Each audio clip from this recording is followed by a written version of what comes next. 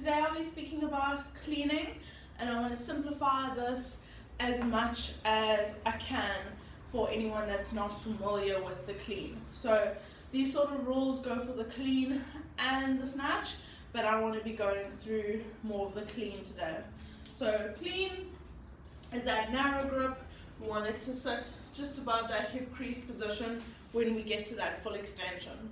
So the two things that really are super important when it comes to making a good clean happen is being balanced on the feet and being loaded in the hamstrings and glutes. So I want to go through what a good clean looks like, and that's going from the floor up to that hip position. We want to make sure that our back is set. So really think about keeping those shoulder blades sticking together. I want my hips to be in front of my hips above my knees, and I want to be nice and balanced throughout the foot and not sitting back too much on the heels. I don't want to be too forward on the feet. So that's what I'm looking for when I start that setup position. Just again, back is set, hips are above knees, balanced along the midfoot to be exact, and a little bit of shoulders in front of the bar. So again, making sure shoulders in front, back is set, hips are above knees, balanced along the midfoot. That's our setup position. From there onwards, I want to think about driving into that balanced foot, so that's why it's so important. If I'm too much on the toes, I'm not going to get the surface area that I want to drive powerfully into that for that clean.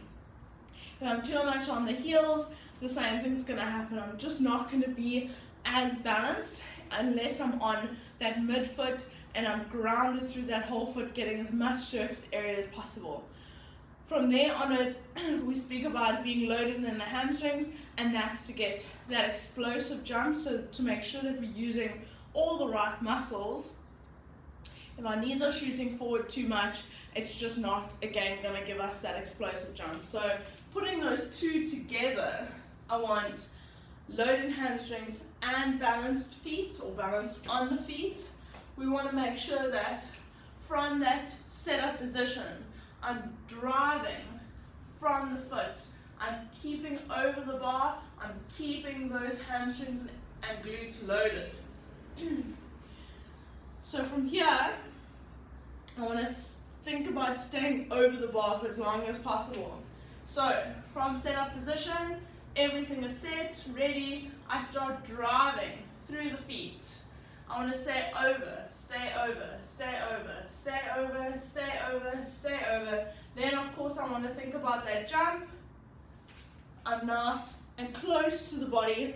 I'm thinking about being explosive in that jump, and already the bar is just going to float next to me because of the fact that it is so nice and close to the body. What I see too often, and what I don't want to see, is too loaded in the hamstring. So the initial pull goes something like this.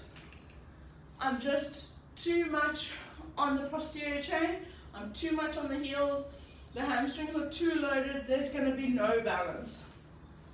Something I see again is then too forward, so I start thinking about picking up my chest too much. It goes something like this. And then the knees just don't get out the way enough, so that again, now suddenly I'm not balanced. I might be balanced on the front foot, but I'm not loaded. So then the clean is then altered. I want to make sure that that back angle stays the same throughout the pull. That equals a great explosive jump. That equals being more balanced. So let's show you again. Back is set, shoulders are over the bar, hips are above knees, nice and balanced throughout the foot. I start driving, staying over, staying over, staying over. Knees are automatically out the way because I'm driving through the feet and I'm staying loaded in the right places. I then start pulling, keeping my chest up, staying loaded, and then I think jump. I then can go for the clean. When I think about jump, I jump hard. I jump with everything I've got because that bar is going to start getting heavy. We want to think about that catch position. We want to think about going onto that squat, making sure that we stay nice and balanced and loaded again. I'll swap over to a barbell. So just a nice demo with a barbell, getting into that nice front rack position. I should be able to do this with a PVC pipe. Absolutely. I'm just going to show you with a barbell just for the sake of it.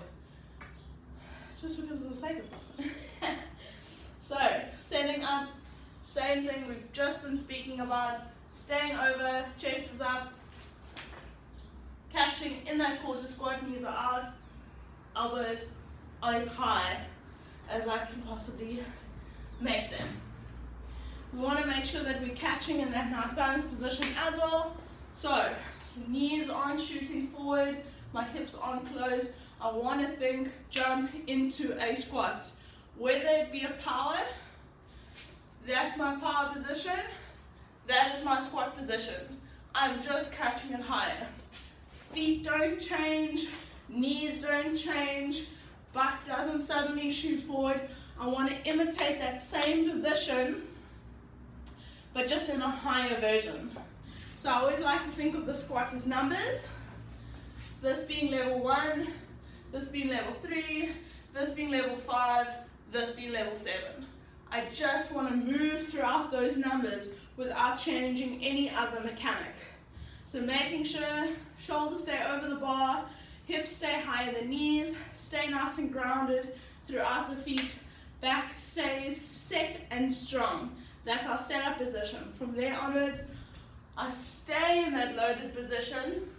I get over the knees, they should be out the way. If I'm doing everything right, I want to get into that nice close bar position. When I think jump, the bar is right there by me in that hip crease. I don't want it to ever be far away. That just makes my life way too hard, especially if I'm going for a heavy lift.